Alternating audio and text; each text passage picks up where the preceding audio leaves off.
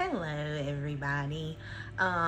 So yesterday's video I talked about how I was going to make either a French bread for my Bible study or some sub rolls, and I decided to do sub rolls. So I wanted to bring you along to show you how to make those. So starting out, I did 2 cups of warm water, a tablespoon of yeast, and a tablespoon of sugar. So I was letting that bloom and just trying to get all of my ingredients together. So you want this to bloom, and when I say bloom, you want it to bubble, get active, because if you don't have an active yeast, your bread is not going to rise.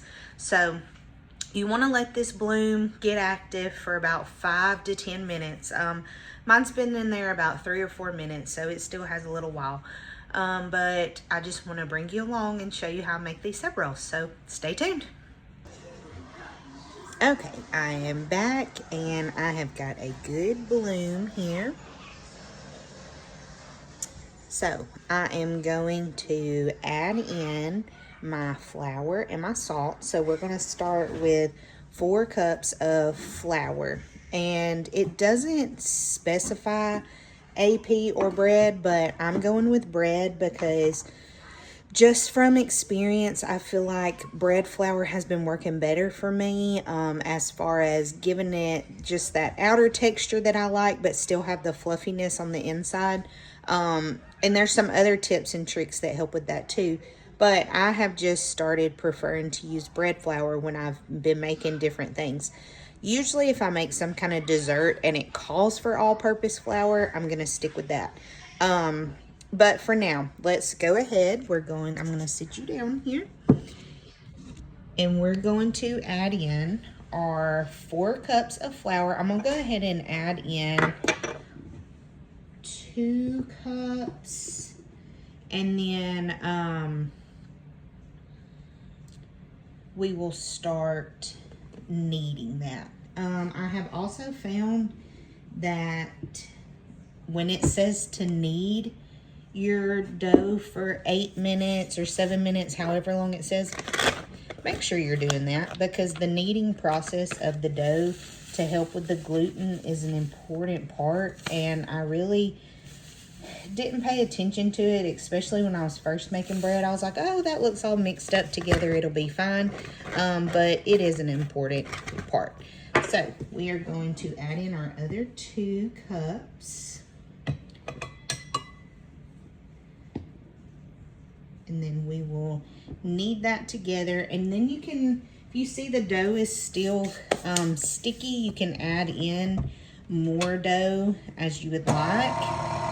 But you just kind of let it go, and then you have to play it by ear.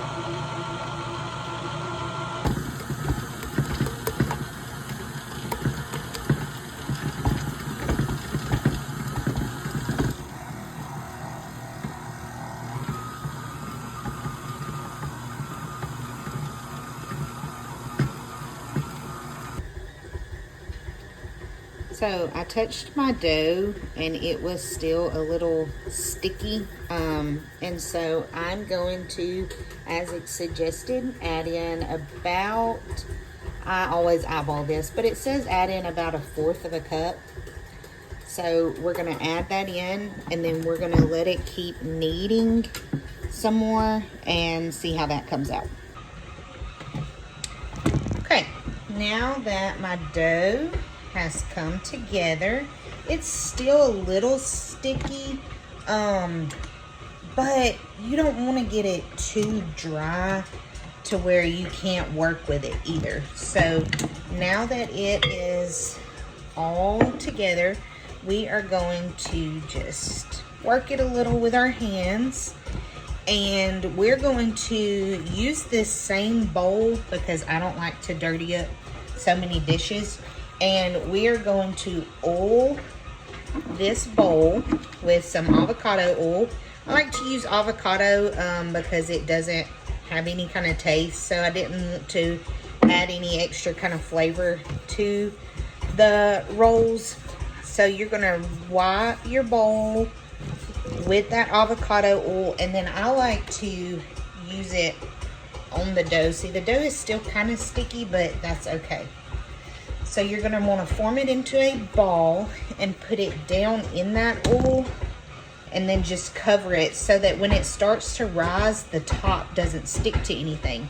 And so we are going to cover this for, it says 1 to 2 hours. So we'll just kind of use our judgment. I'll check back in an hour, and I like to put it in the oven with the light on because it warms the oven up doing that. But also I have a vent in the kitchen, so sometimes the area stays cool, and just warming it on the counter isn't warm enough. So I always put it in the oven. And I do have a second batch going over here as well, so I'm kind of multitasking. So we'll check back in an hour and see how they're doing.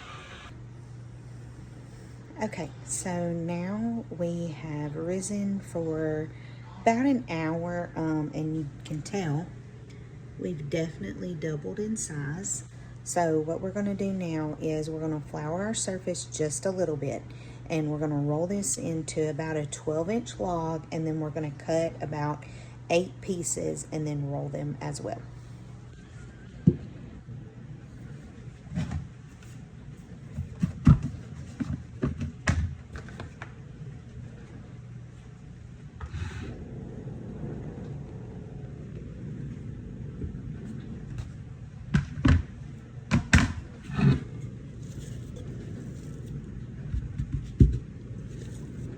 So you don't want to put too much flour on your surface, because then all of that flour will incorporate into your dough. But you do want to do enough so that your dough is not sticking to your surface as well. So I'm just going to roll this a little bit. The good thing is it still has that avocado oil on it as well. So I like to pinch my dough ends together. But we're just going to roll it out. Try and make it as even as possible. I can't really see it, can you?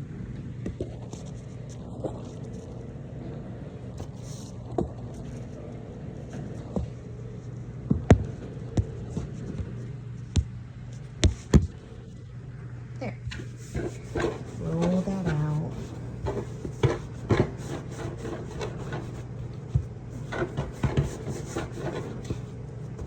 We're going to say that's 12 inches. Now let's cut 8. 1, 2, 3, 4, 5, 6. Okay, we got 7. But that's okay. I have another recipe, another batch of dough in the oven, so it'll still give us enough. And so now what you're going to do is you're going to make this dough, you're going to not flatten it, but shape it into a cylinder. And you're going to tuck those ends.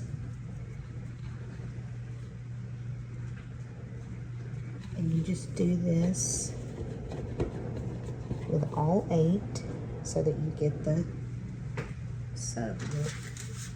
So I'm going to do that. Oh, I didn't get 8, I got 7, didn't I? So I'm going to do that now.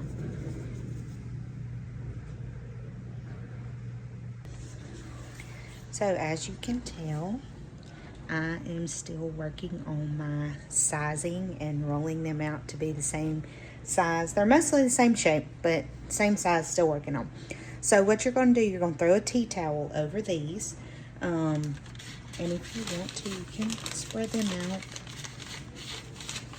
See, that one's already, they've already actually started to expand as they've been sitting here after I've rolled them out. So that's a good sign. So what you're going to do, you're going to throw your tea towel over this. The recipe says about 30 to 60 more minutes. So I would say anywhere from 45 minutes to an hour. Come back and check on these, and they should be ready to bake. Okay, we have taken the towel off our bread. It has risen. We have multiple different sizes here. But It's beautiful. It's bread. So what we will do next is you need either a razor blade or a bread blade. They make them all. But what we're going to do, we're just going to score these. And then we're going to pop them in the oven for about 20. I would check them at 20 minutes.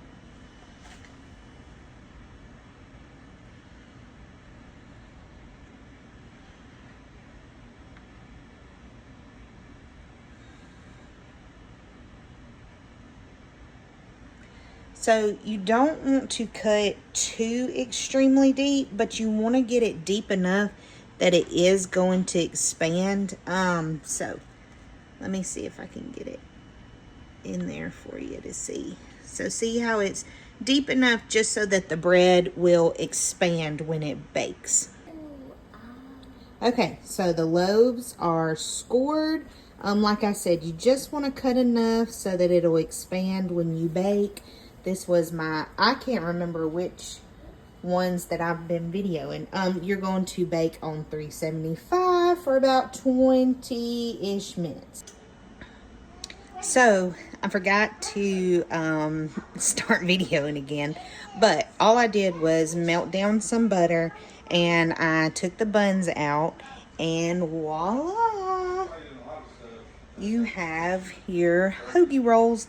So I will pull these apart, but first just let them completely cool. Another tip that I read the other day was after you butter the tops of your bread, put your towel back over the top of them and it'll help keep them moist. I actually learned that from the lady on YouTube. Her channel is called The Golden Hour. Can't remember her name. I don't know. But anyway, so she said if you cover your bread back up with your tea towel, it will help the tops and the inside stay moist. So you want that crunchy top, but you want that flaky inside. So hopefully these turn out good tomorrow.